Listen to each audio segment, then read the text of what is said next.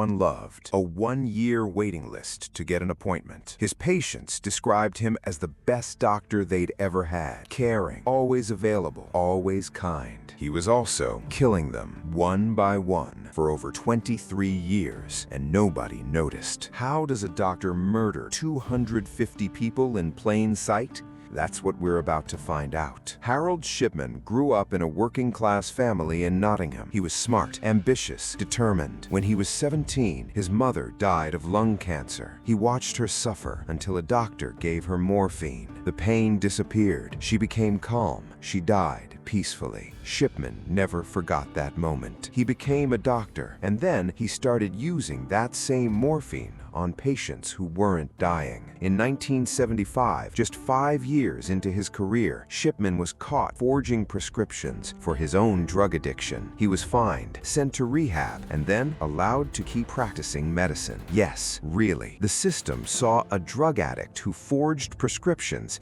and said, "Sure, keep seeing patients." By 1977, he was back. New town, new practice, new patients, and the killings had already begun. His method was terrifyingly simple. A home visit, a friendly conversation, a lethal injection of diamorphine. Then he'd stay with the patient until they died, calmly, as if watching a sunset. Then he'd call the family. "I'm so sorry. It was natural causes. I'll sign the death certificate myself." He was the doctor and the one signing the death certificate, the same person with no oversight. His victims were almost always elderly women, already in declining health. Their deaths raised no suspicion. Between 1992 and 1998 alone, he killed at least 143 people. That's more than 2 per month. The more he got away with it, the faster he killed. Experts call this emboldening. Meanwhile, patients were lining up to see him. A one-year waiting list. He was that popular. One patient described being it. Another doctor in Hyde noticed something wrong. Too many of Shipman's patients were dying. She reported her concerns to the local coroner. A police investigation was launched. The investigation found no wrongdoing. Shipman was cleared. And then he killed 4 more people. The system that was supposed to protect his patients had just given him permission to keep going. He got greedy, and that was his first real mistake. On June 24, 1998, Kathleen Grundy, 81 years old, healthy and active, died after a visit from Shipman. Days later, her will was updated. Shipman had forged it, cutting out her family, leaving everything to him.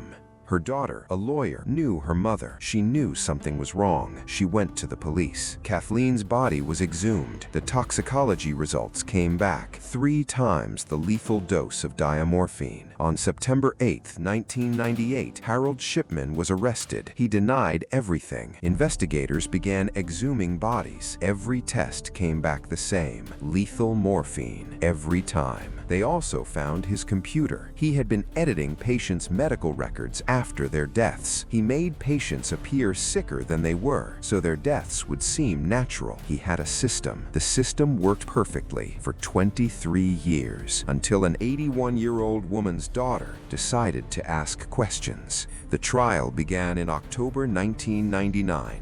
The evidence was overwhelming. 15 counts of murder to start. Shipman sat through the entire trial looking bored, like he had somewhere better to be. On January 31, 2000, the verdict came in. Guilty on all 15 counts. Life in prison. But 15 was just the beginning. A full government inquiry was ordered. The real number was far worse. The Shipman inquiry examined 888 deaths. It confirmed at least 215 murders, possibly up to 284.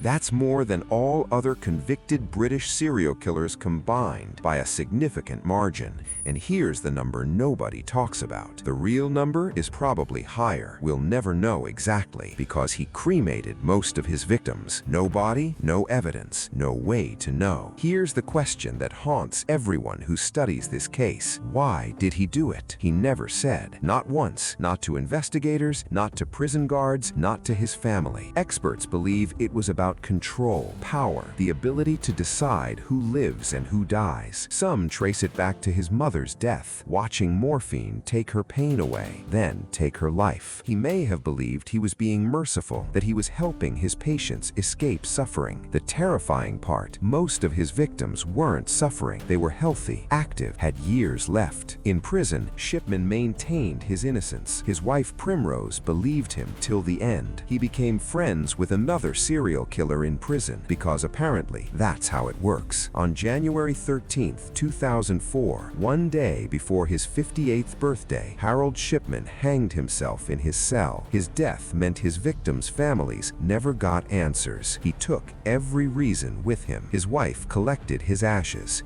She has never spoken publicly about the case. After Shipman, the UK completely changed how doctors are monitored. Death certificates now require 2 signatures. The inquiry found the system had multiple warnings, all of them ignored for decades. One colleague said, "The blind spot exists because we trust those who care for the most vulnerable." And here's what keeps experts up at night. If he hadn't forged that will, would we ever have found out? The answer, according to investigators, is probably no. 250 people went to see their doctor. They trusted them with their lives. They took them. Harold Shipman remains the most prolific serial killer in recorded British history. So here's my question. The signs were there. The warnings were ignored. Who do you think is responsible? Tell me below.